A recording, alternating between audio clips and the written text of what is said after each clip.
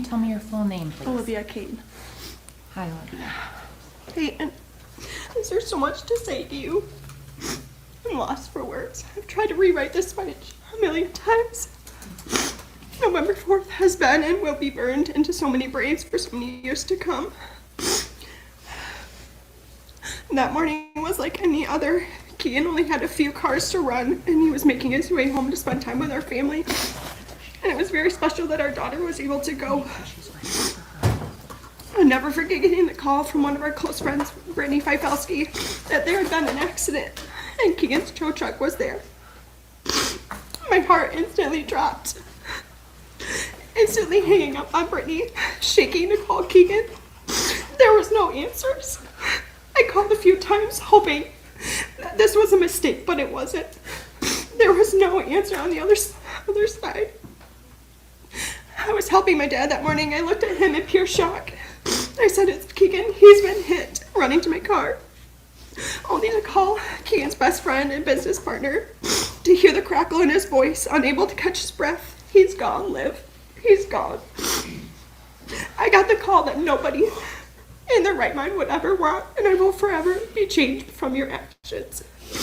Peyton, on January 19, 2024, you had reached out personally claiming that if you could turn back time and put Keegan behind the wheel and you on the blacktop, you would without hesitation.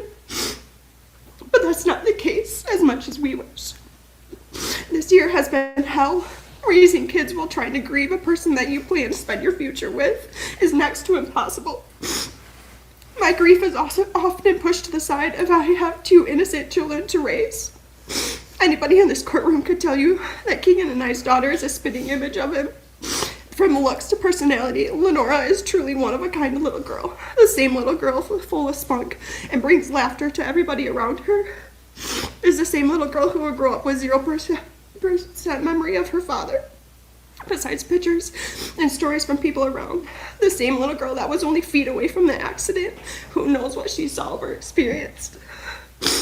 As though we are grateful that she was young at the time of the death, there's a lifelong trauma that she will endure as she grows. As for my son, he is old enough to understand and acquire a lot more emotions than a no 4 or 5-year-old should at the time. Trying to hide the depression with tears and trying to be strong for your kids is a pain and wish upon nobody. Planning a funeral and trying to decide if your kids should see your fiancé/dad's cold hard body in a casket, or am I going to scar them more than they already are? What about holidays and birthdays? We visited a grave for all of them. I've brought my kids to a cross to sing happy birthday for my daughter and her father and blow out a candle. As you have so many memories to come with your family and to get to experience those special moments, I'll be bringing mine to a cross. No child should have to drive past the cemetery and wave, "Hi, Daddy," or "Love you, Daddy," or question me home. She asks if her dad comes home all the time. It's truly one of the most heartbreaking things, and we will continue to have heartbreaking moments. As the time goes on, multiple people have seen the public social media accounts of yourself and your family posting as if they have not been affected, and it's truly disgusting. Your life will forever move forward as ours has stopped. To your mom, I hope you hold your son a little bit tight, as he was the same age as my daughter, and he has both parents. If any of you were in our shoes, or our families and friends, you would be fighting just as hard. How dare you, as a mother, post such a selfish video while driving, while fighting for your son's case, who has his phone seconds prior to hitting Keegan. But so be it, right? So be it if your child is the one crying for their dad. Until you watch your spouse's lifeless body fly through the air only feet away from your daughter, or reading the autopsy report, you will not know my pain. You will never know any of our pain. To myself, along with my children and the family and friends of the tow truck brothers, the $2,000 fine you will pay is such a slap to the face. To explain to your daughter one day that the man who killed her only got to pay a fine and will live his life makes me speechless. I hope you never need a tow, as your name and family's name has been buried into every man's face, every man that climbs into those tow trucks and risks their life. Your face has been plastered as much as mine. As horrible and emotionally draining as this past year has been, Peyton, I know you did not wake up November 4th with the intentions to hit and kill Keegan. It is hard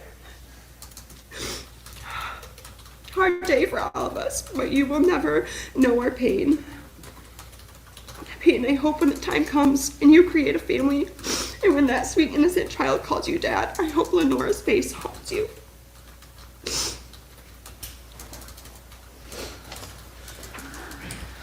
Hi there, sir. Jack Rosenberg. Thank you. Before I start reading, I do want to preface this by saying I know Peyton didn't wake up that day wanting to kill my brother, like Olivia said. Obviously, that would be no man's intention. But Peyton, I'm not here to show you any remorse or give any closure to you. Your actions on November 4th are the cause of two things: your own inescapable actions and idiocy. Your own incompetence is the reason my family will ache every day. It is the reason he doesn't get to marry his fiancée. It is the reason he doesn't get a father and daughter dance. It is the reason that people will always hurt. A heart of gold and nerves of steel, those things are gone due to your actions.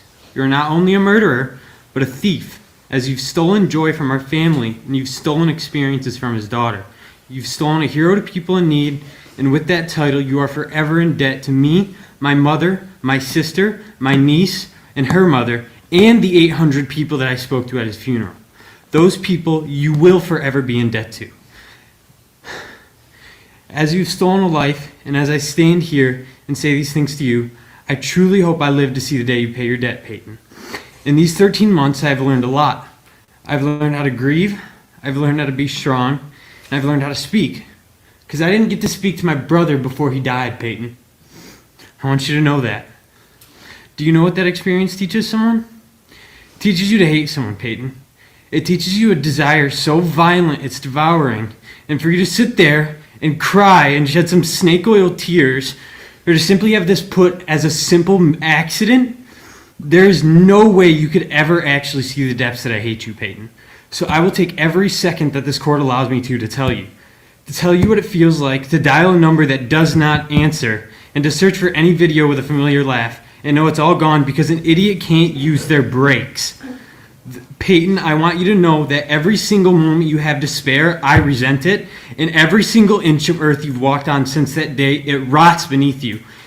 And as you march closer to serving your real sentence, I hate you every single day from sunup to sundown. 14 months, and 6 of which I didn't know your name. So, Peyton, until your loved ones pull out a little baggie full of gray sand-like material and stuff it in a necklace or put it on a ring just to say that they have a piece of you with them, and only on that day, Peyton, will I consider my brother's justice served, and your sentence is then finished.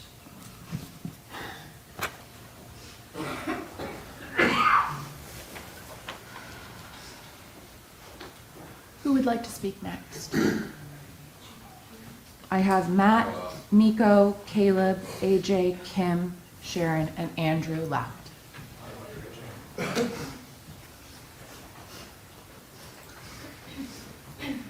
Hi there. How you doing? Okay, what's your name? Andrew James Tim. All right.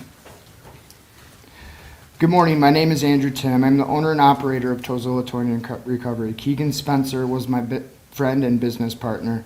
I am honored to stand before you today, invited by Keegan's parents to share the impact of the loss his life has had on my life and business. As I reflect on who Keegan Spencer was, I am reminded that the countless ways he has inspired me. Keegan Spencer was more than just a friend. He was a guiding light in my life.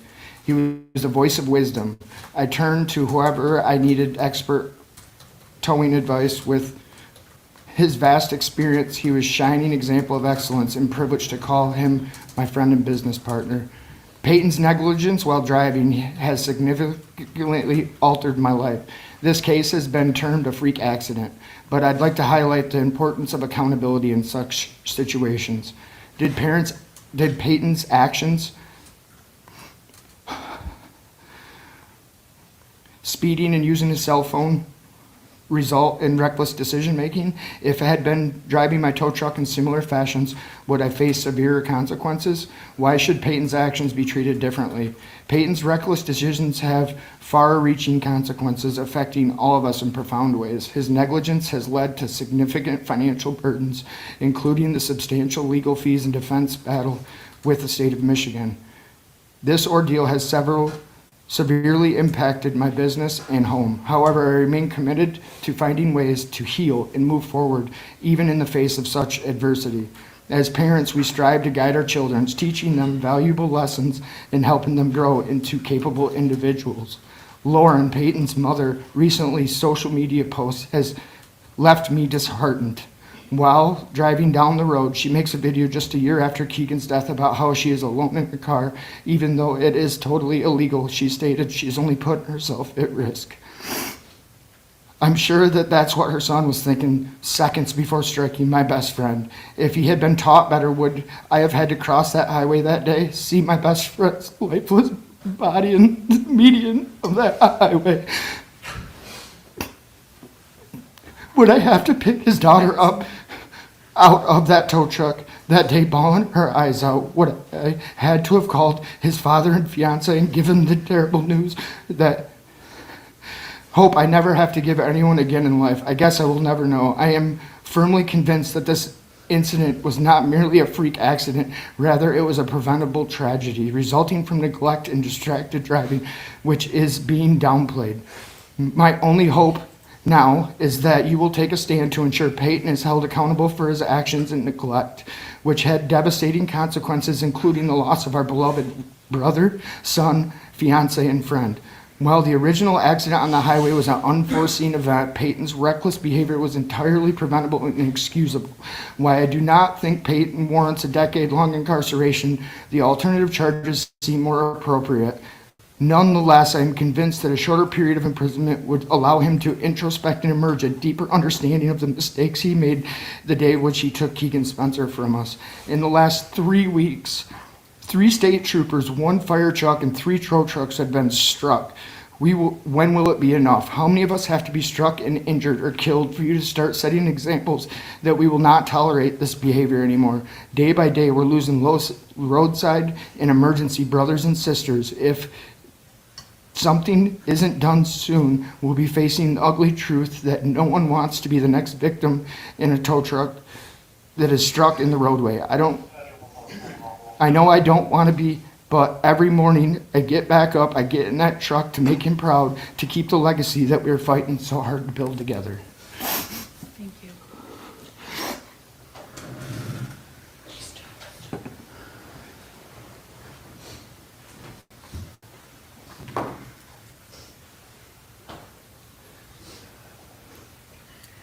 Good morning. Good morning. What's your name? Caleb Pifelsky. All right.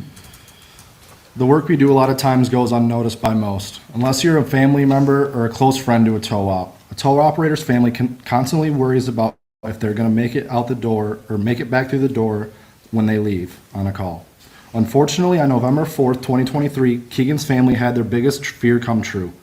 A fear that in a reality when an uncaring human named Peyton Ferris was more worried about his phone than what the traffic was doing in front of him.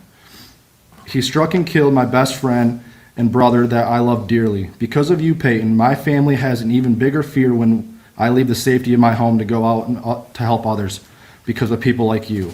My sons no longer have a Uncle Keegan to call and talk to or see at my shop. My wife no longer wants me to be doing a job in fear that I'll never come home. And I will never get a phone call or a text or anything from a best friend that I love dearly.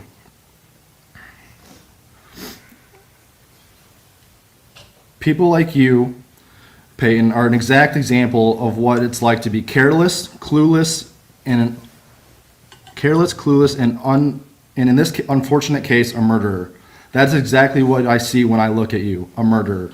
I truly believe that this accident could have been avoided just by simply paying attention and following the state laws of no texting and driving and slowing down and moving over. This has a direct impact on my company in trying to get my crew who goes out every day risking their lives to get their head back in the right space and not fear what could become.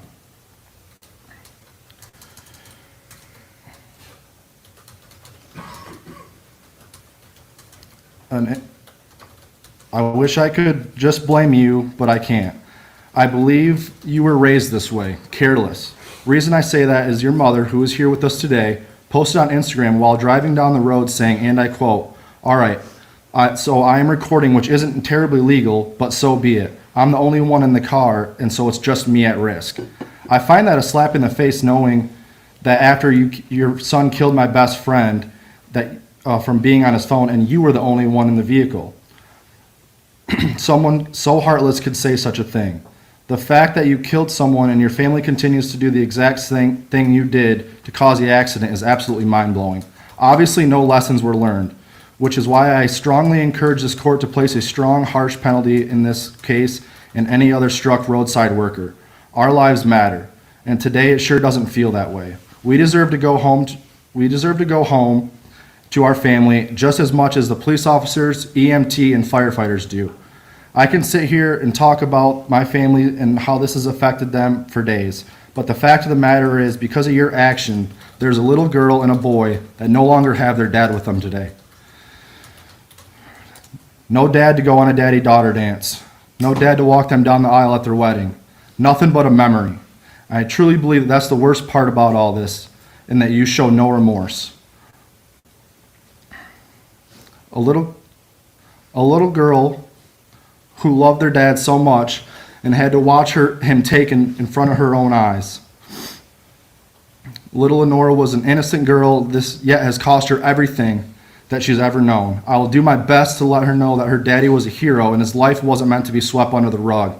I hope that when you close your eyes at night, you see Keegan's face and it haunts the hell out of you because you deserve it. You don't deserve peace. You don't deserve comfort. You are indeed a murderer.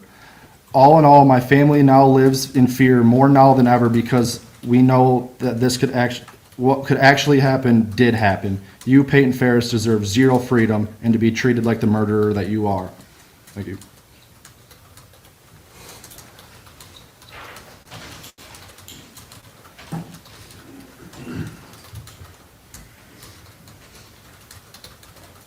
Hi there, ma'am.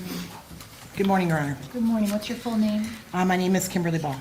Thank you. So my name is Kim Ball, aunt of Keegan Spencer.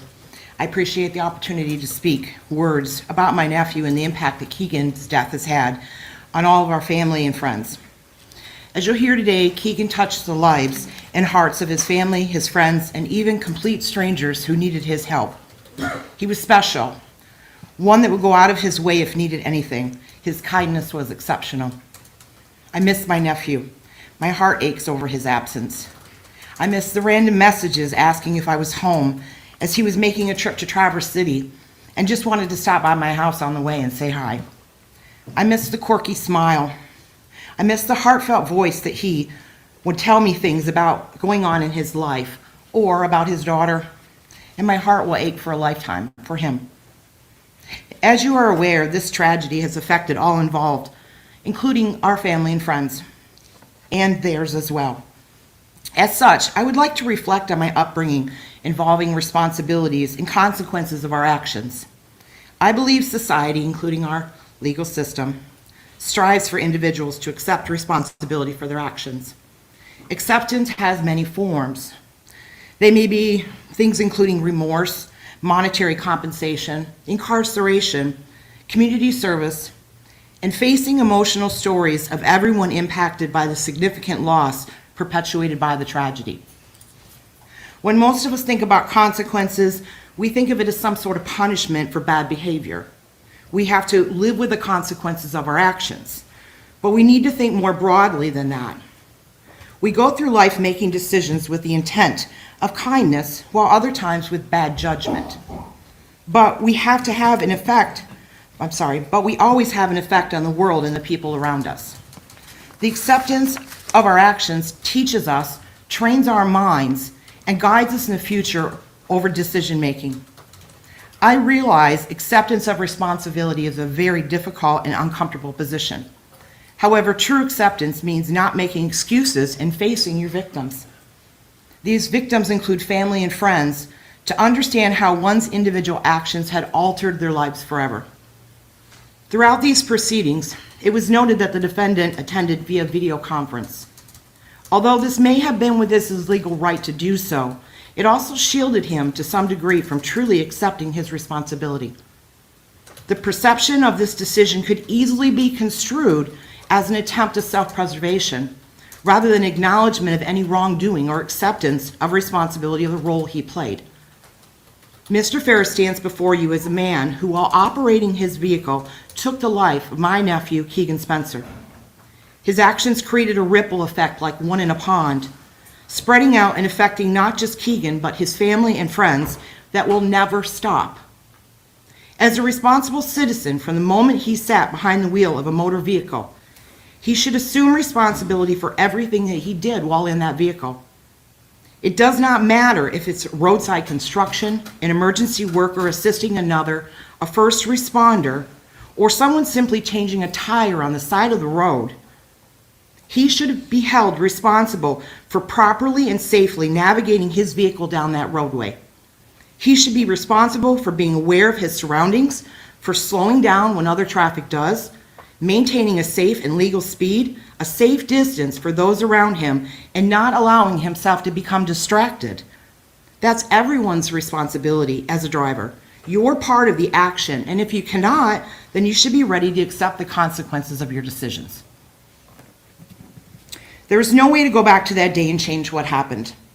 I wish I never knew Mr. Ferris. I wish our worlds did not collide on that November day. I wish our families did not have to endure this tragedy caused by his actions. A tragedy that, had decisions been made differently, had Mr. Ferris' actions been different, would never have happened. And I also wish I truly knew if he accepted his own responsibilities.